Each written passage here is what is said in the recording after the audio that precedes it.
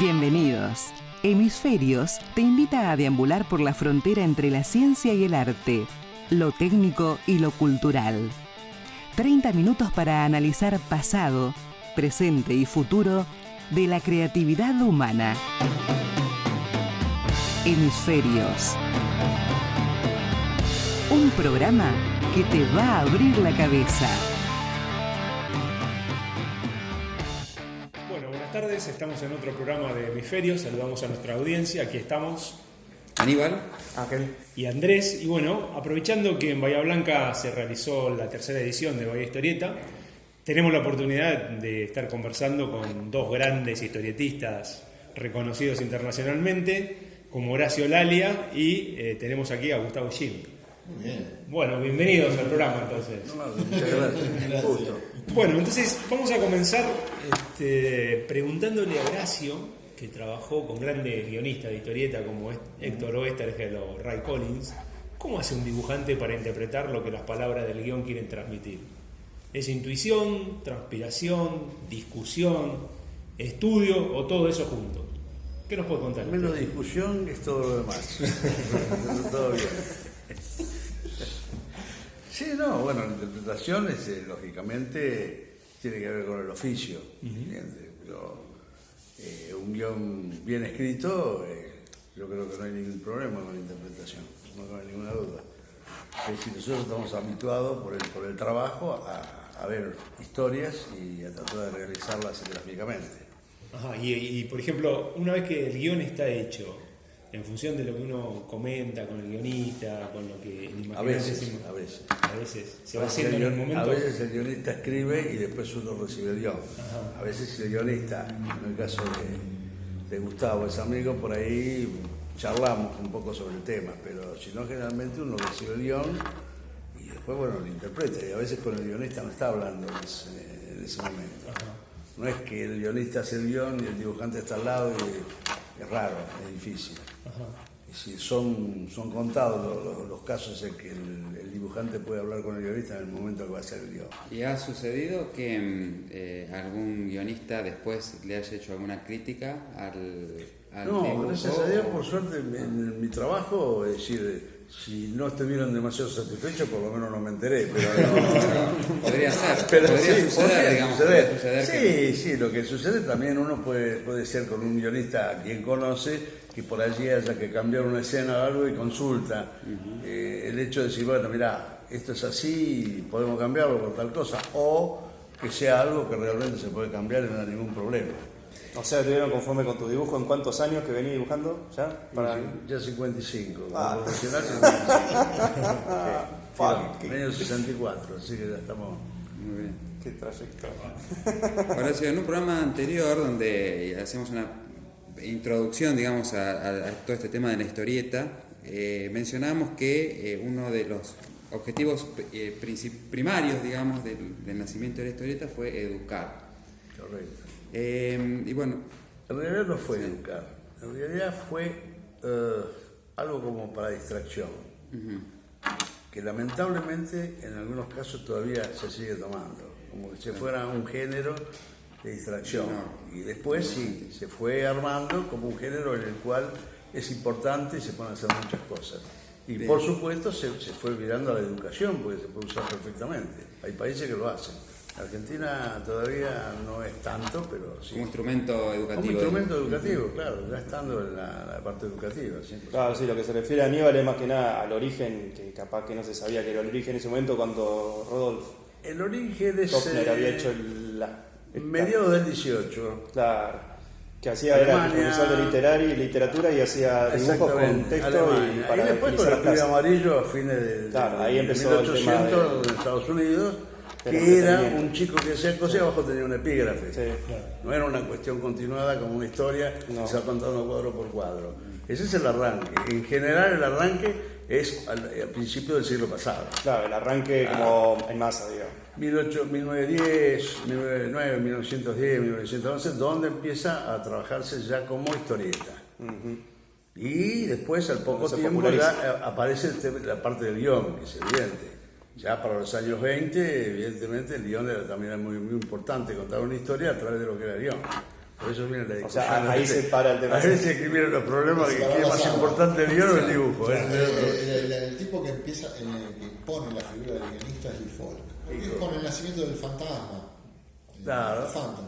Sí. Y Mandrake también. Mandrake también es un poquito antes del 30, al final de la década del 20 más o menos. Sí. O sea, Lee Falk fue una de las primeras figuras guionistas.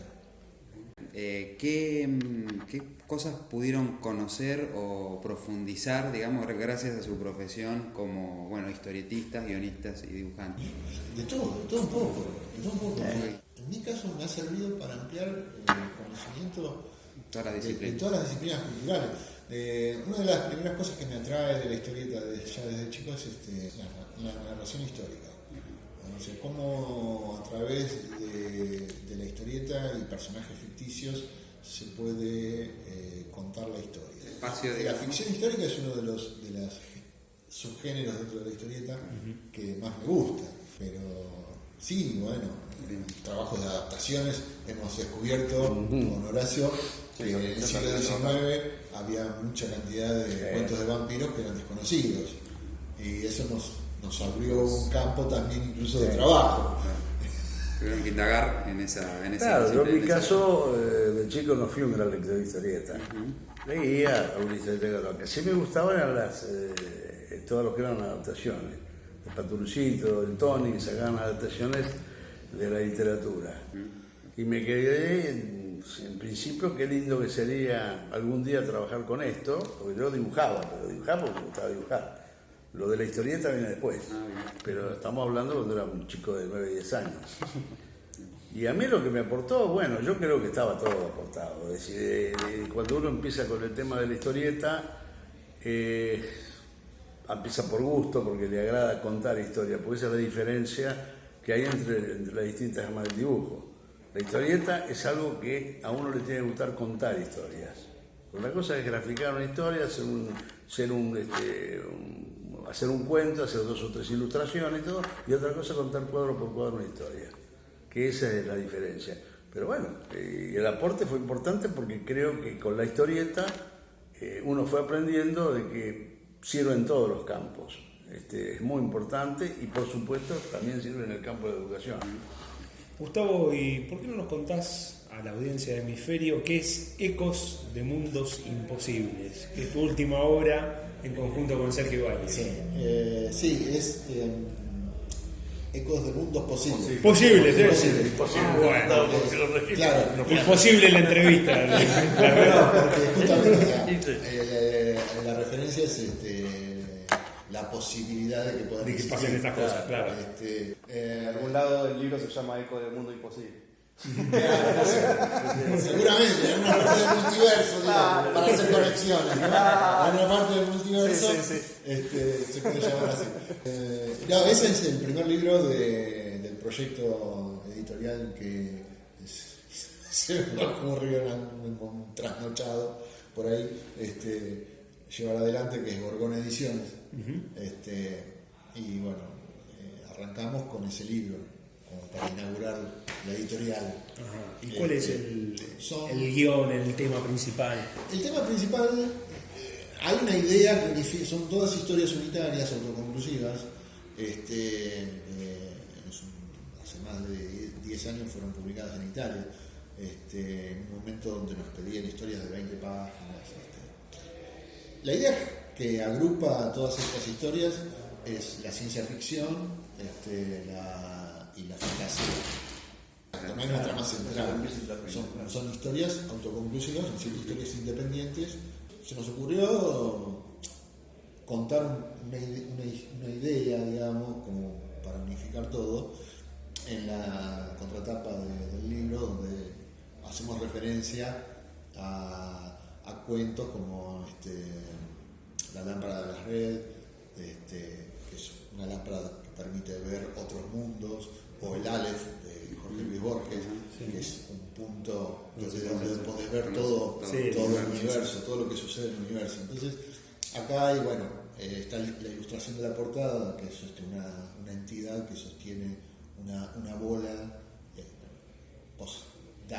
Sugerimos que a través de esa de ese orbe, de esa bola que tiene esta entidad, se pueden llegar a vislumbrar mundos que pueden existir o no. Nada más. Por eso, bueno, la portada está dividida también a través de los haces de luz de esa bola de cristal, está dividido en distintos fragmentos de las historias que contienen. Está muy bueno. Lo que es cierto es que muchas veces el arte se adelanta a ciertos desarrollos tecnológicos, científicos, incluso a cuestiones filosóficas o sociales. Y en este libro de Mundos Posibles, ¿a qué podrían estar adelantándose ustedes? ¿Alguna historia que te parezca que puede ser parte de la historia futura? Y Le falta el agua. Le falta el agua. Sí, ser insaciable, sí, totalmente. Que la trama de esa historia es justamente un mundo donde se está quedando sin agua potable, claro, sin agua dulce, ¿no? Entonces hay una asociación, una cofradía, ponele la interpretación que quiera, que posee cierta tecnología que extrae agua de los polos terrestres, ¿no? Tanto del polo sur como del polo norte, de ahí agua dulce para repartirla a cambio de víveres y ropa y cosas que necesiten esta gente que hace esa repartir. De hecho, bueno, hay muchos autores, muchos escritores y algunos pensadores también que creen que la próxima guerra va a ser por el agua.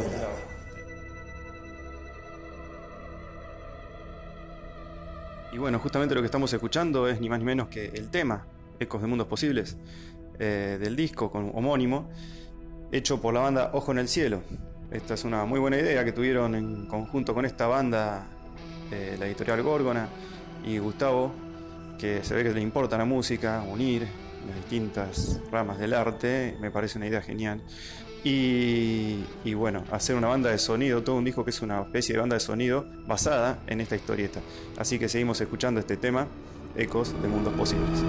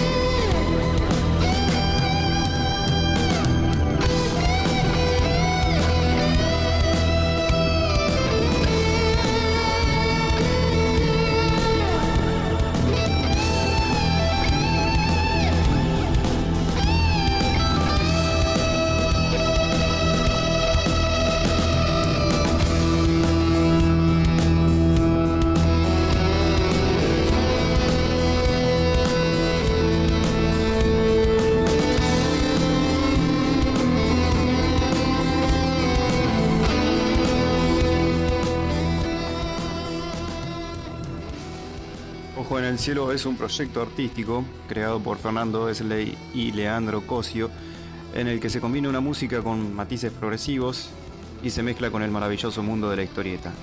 Como se puede ver en su propia página de Facebook, así se definen y se nota. La presencia de la historieta está constante en sus discos, en las ilustraciones incluso que tuvieron de Enrique Breccia en la primera etapa de el primer disco. y esperemos que hayan disfrutado de este tema y seguimos con la entrevista con estos dos grandes. Horacio, y como mencionábamos hace un rato, usted tuvo la oportunidad de trabajar con grandes historietistas, en particular con Héctor Oesterheld. ¿Qué nos puede comentar de las enseñanzas o aportes o experiencia que le dejó haber trabajado con una persona de la talla? No, lo que pasa con Héctor, lo importante de todo esto es que es un tipo muy capaz, pero además muy sencillo. Porque aparte de la capacidad que tenía, muy buena persona, y yo la verdad que con él aprendí cosas en el sentido de que él cambió un poco, hizo un quiebre dentro de lo que era la forma de contar en Argentina, sobre todo con el acero, cuando él dirigió el acero. Y yo creo que fue el que abrió un rumbo completamente distinto, por ejemplo, inclusive con el personaje central, o con el héroe, que el héroe siempre era norteamericano.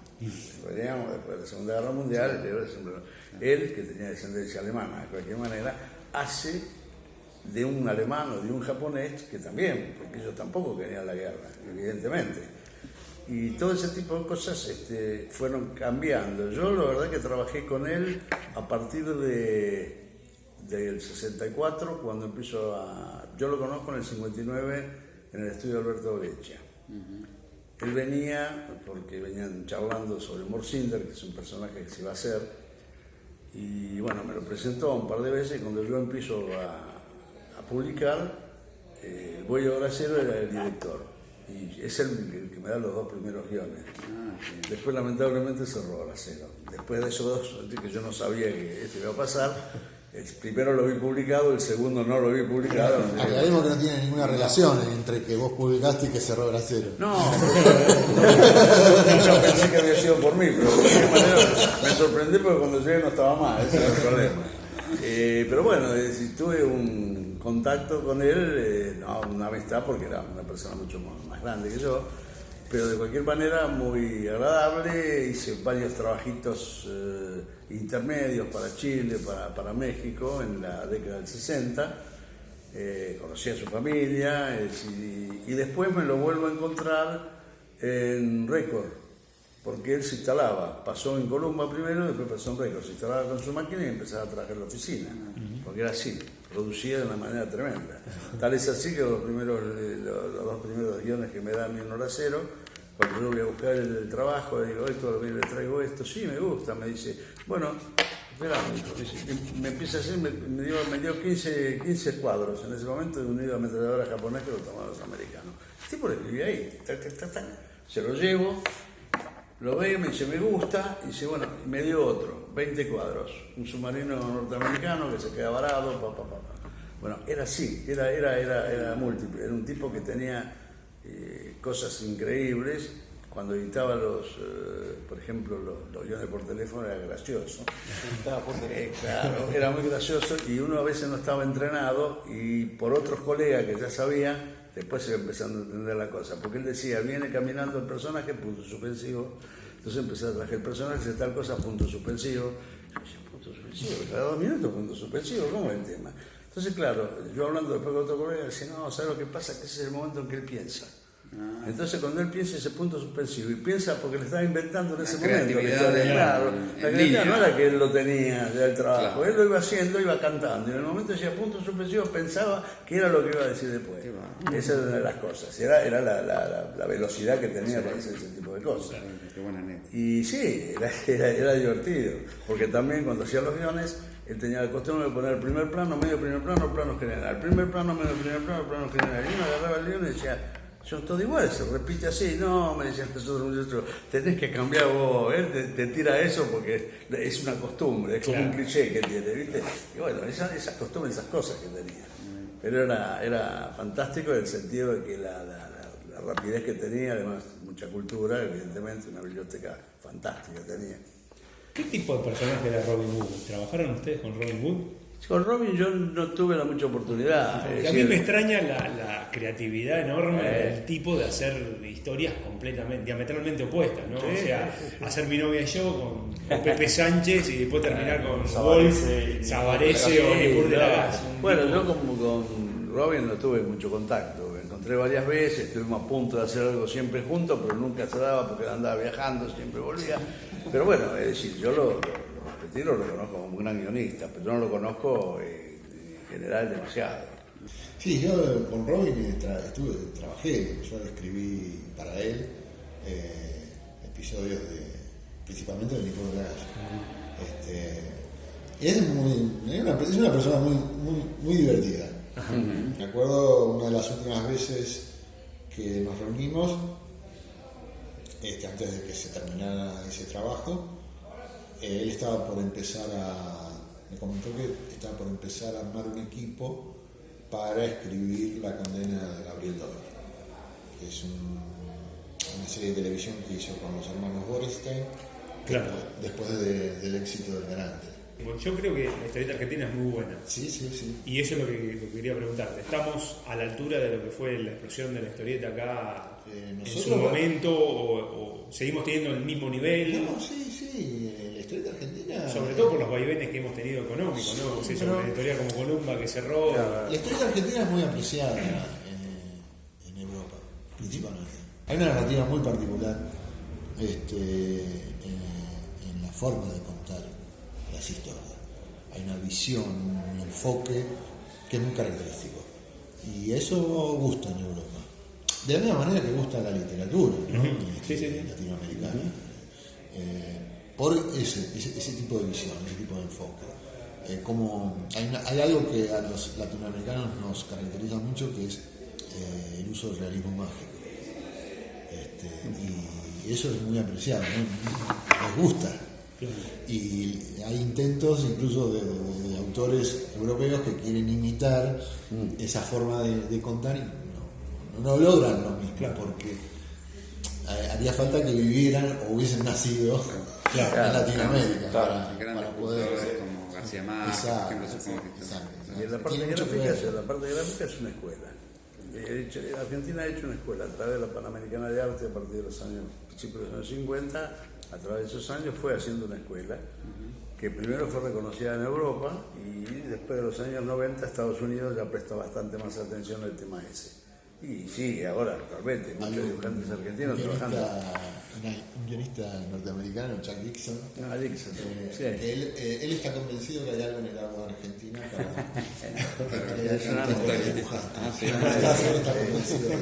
O sea, es una escuela de dibujantes reconocida mundialmente. Sí, es una escuela, mira, justamente, está la europea, la japonesa, la escuela americana y la argentina es una de las escuelas. Evidentemente se ha hecho una escuela. Brasil tiene muy buenos dibujantes, trabaja mucho para Estados Unidos, pero no es una escuela argentina y tiene buena escuela de trabajo, pero no se ha metido como una escuela. La Argentina está considerada prácticamente como una escuela más, sobre todo por la intensidad, como se gustaban los guiones, el trabajo de climas que tiene el pasado de los dibujantes argentinos, cómo utilizan el negro. Hay muchas cosas que les interesan mucho a los yanquis, cosas que ellos son muy blanquitos. Les ha quedado poca gente de esos que trabajan con cosas, pero bueno, a partir de los años 90... Son más estandarizados. Claro, porque van más para el color, muchas veces. Trabajan mucho más por el color, trabajan más lineal. Entonces la mancha les interesa, a ellos les gusta, pero la fueron perdiendo un poco, salvo en algunos muy buenos ilustradores. Y eso a ellos les interesa mucho, les gusta. Por eso digo que es una escuela impuesta, porque muchos dibujantes argentinos trabajando para ellos. Tiene que ver lo que hablábamos hace un ratito de Frank Miller en Sin City. Sí. El impacto que pega. Claro, ¿no? Hace un dibujo fuera de línea y... Porque no es lo que estamos la acostumbrados ellos. Claro. A nosotros, Sin City no es algo tan novedoso como lo tomaron ellos. Porque nosotros estamos acostumbrados a ver las historietas en blanco y negro, con esos climas. Además tenemos un tema, lo que hizo Frank Miller en los años 70, que nosotros trabajamos para los ingleses, queríamos hacer una cosa de ese, los ingleses se creían que ese no era trabajo. Si hacíamos una silueta o algo, creían que nosotros estábamos changueando el trabajo. Era lo mismo que si hacíamos un primer plano. Y trabajan poco, hasta que veían la expresión del primer plano. Cuando apreciaban un poco la expresión, entonces iban permitiendo ciertas cosas. Si no, éramos como un poco vagos para trabajar. Él impone una línea que nosotros ya la conocíamos acá directamente. Así que bueno, era relativo. Y empalmando con este tema, entonces, ¿son optimistas respecto del futuro, digamos, de la historieta argentina? Sí, que la historieta en general. Hay que también. creer que sí, porque desde mi época se decía que desaparecía la historieta. Ya van 55 años. Que va mutando, las nuevas generaciones van cambiando algunas cosas, sobre todo la forma de contar, las historias y todo, pero bueno, eso digo, pero la idea de desaparecer es distinto. Yo lo mencionaba porque yo, por ejemplo, mi generación, yo tengo los 40, digamos, y me inicié con Paturucito y después más en la adolescencia con Nanipur y todas las revistas de la editorial Columba. Dañan, el Tony. Exactamente, todas ellas. Y bueno, como que en aquel momento tenía acceso a eso y no sé ahora, la verdad que después la he ido perdiendo, digamos, y no sé si ahora ha sido reemplazada toda esa... Todo esos... No, porque no fue reemplazada como editoriales de historieta. Porque las dos editoriales de historieta desaparecen a fines de los 90 con Columba y con Record, que eran las dos principales de historieta. Después sí, algunas editoriales que hicieron algo de historieta, Colibo, algunas que están participando con colaboraciones de alguna línea, pero en general desaparecieron no había. Ahora lo que hay son editores independientes. Hay 3 o 4 o 5 editores independientes, más algunos muchachos que, empezando a hacer sus cosas, están tratando de tomar de otro lado y publican también, pero lamentablemente no tenemos editoriales. Y eso también para los chicos es un problema. ¿Por qué? Porque en los 90, cuando empiezan a desaparecer ese tipo de cosas, tiene que empezar a aparecer el fanzine con más asiduidad. Porque si bien ya existía desde los 80, el fanzine en los 90 se pone más como para mostrar, porque los chicos no tenían una editorial donde presentar el trabajo. Además, la idea de que la editorial era un banco de pruebas. Uno entraba a la editorial, estaba el jefe de arte, y entonces uno le iba corrigiendo cosas y era un aprendizaje. Claro. Cosa que muchos de los chicos ahora que hacen fanzines no pasan ni siquiera por un taller de historieta. Claro. Que lamentablemente es así, hay cosas muy interesantes, muy lindas, hay otras que son... Como le falta esa escuela, digamos, claro, necesaria. hay escuelas en el sentido, técnica. escuelas creo que hay 2 en Buenos Aires. 3. La de Garacochea, la de Garacochea, que como escuela Garacochea ya no existe. Claro, bueno, sí, es el grupo de docentes, claro. Una escuela ahora como una extinción de la escuela de Garacochea, que al fallecer claro, la familia decidió no continuarlo. Y después está la Escuela Argentina de Historieta, está la OLA, ya está. Y después hay estudios. Después lo que tenemos son talleres, que, en el caso mío, son talleres profesionales que son talleres de historieta. Claro. ¿Y el medio digital, digamos, cómo ha contribuido en todo este proceso? Para mí es una herramienta especializada. Yo lo tomo como eso. Primero hay que hacer las cosas como corresponde para después pasar a eso, porque agarrar eso directamente y trabajar con eso no es lo mismo.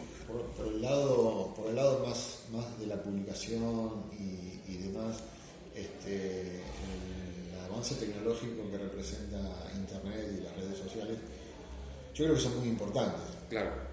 A principios de este siglo estaban muy de moda los blogs, las páginas individuales, claro, de Internet, sí. Donde el chico, la persona interesada en hacer sus historietas, la podía publicar directamente, con tener un escáner y una conexión a Internet, podía subir el material. Subir el material, mostrarlo, cosa que antes era necesario invertir un poco más con ir a hacer fotoduplicación o fotocopias. Claro. O una imprenta. Sí, venir a actividades como esta. Exacto. Para intercambiar el material. Eso para mí fue un avance. Todavía en lo que es comercialmente, creo que todavía falta un largo camino para saber cómo explotarlo. De alguna forma estos medios han venido a reemplazar la editorial. Sí. En alguna medida, Sí, Sí. en alguna medida, pero sin la posibilidad de aprendizaje que voy a tener una editorial. Claro. Estamos viviendo de otra manera. El trabajo editorial se limita a los autores proponiendo un proyecto a una casa que publica, y que si les gusta te lo publican y te pagan los derechos de autor como corresponde, todo, pero más allá de eso no hay un trabajo editorial como era antes. Claro, una continuidad, va a decir. No hay continuidad está un porque uno va director de trabajando y va arte que ofreciendo. te dé indicaciones, que te dicen, no, esto deberías trabajarlo de esta manera, de esta otra, un tipo que te diga, no, los guiones, trabajarlo por este lado. Y que salga con periodicidad también. Eso debe ser también Hoy súper mandás tu importante. propuesta, le gustó, te publica, no le Es que gustó. lo que pasa en el trabajo nuestro es eso, si no estás, además, si no estás a continuidad de trabajo, es un tema, Claro. como trabajo. Claro, Si sí, estás sí. a continuidad, eso es lo que podía proveer una editorial, en este caso. Vos hoy habéis dicho cómo fuiste generando el amor por el guion, o sea, las ganas de ser guionista desde muy chiquito. Sí. ¿Por qué? Repetilo, a ver si vamos a lo que yo me acuerdo. Es muy chico, yo leía historietas antes de saber leer. Claro, eso Lo que yo decía, justamente. lo que yo decía es que vos una buena historieta la podés leer sin necesidad de ver los globos de texto. O sea, podés entender, deberías poder comprenderla. Inferir la trama a través de la la narración imagen. gráfica. ¿No? Entonces, por eso te digo, yo leía historietas mucho Claro, antes de saber leer. sí. Porque no hace mucho hablaba con un grupo de alumnos que los dibujos también se leen. Sí, eso lo vemos En en la la historieta. Los dibujos también se leen. ¿No? Y eso es algo que también tiene que aprovecharlo el guionista, no solamente el dibujante. Claro. De que los dibujos se leen. Una imagen vale más. Exacto. Palabras. Antes de saber leer, empezaste a escribir, tenías una gana de escribir en el Al futuro. contrario, de irónico. hay que ser claro lo que está contando, evidentemente. Por eso es interesante cómo lo cuenta. Por eso que en el dibujante historieta es muy bueno el tema de saber dibujar, no cabe ninguna duda que hay que dibujar de todo, pero también hay que saber contarlo. Claro. Y ese es el asunto. Hay que saber meterle acción a los Claro, personajes. lógico, sí, por la parte expresiva, Hacer cómo se escenario. expresan, cómo trabajan, claro. Todo eso. La ambientación, uno de un los montón de trabajos estudios sobre historieta que a mí me apasionan es el libro de Scott McCloud, Understanding Comics, que explica muy bien. A través de una historieta explica cómo se hace la historieta. Y es muy sencillo, sí, Muy una bueno, explicación muy es clara. muy sí. bueno. Como vos mencionaste. El que hemos hablado en el Sí, programa claro, sí. anterior sobre historietas, sí. Sí, sí. Como nos imaginamos, la entrevista con ustedes fue muy fructífera y es un honor tenerlo acá y aprovecharlos y compartir momentos de vida con ustedes en el Historieta 3 y en la ciudad y acá en el programa de Hemisferio para toda nuestra audiencia, que es más general, no es el enfoque de historieta, pero justamente es plantearle esta inquietud, como ya venimos intentando planteársela sobre este noveno arte que tenemos para aprovechar, para disfrutar. Así que muchas gracias por No, haber gusto accedido a esta fue entrevista. nuestro, realmente, porque la pasamos muy bien. Gracias. Agradecemos a ellos y también le vamos a agradecer a la gente que organiza Va Historieta, porque es una movida importante. Está bueno que el resto de la gente conozca lo que es la historieta y conozca gente importante como ustedes que la mantienen viva, ¿no es cierto? Y bueno, a toda nuestra audiencia le agradecemos haber estado presentes con nosotros en este programa y nos volvemos a ver en una nueva emisión de Hemisferios. Hasta luego. Nos estamos escuchando. Te esperamos en una semana para seguir compartiendo ideas que nos acercan al futuro. Esto fue Hemisferios por AM 1240, Radio Universidad.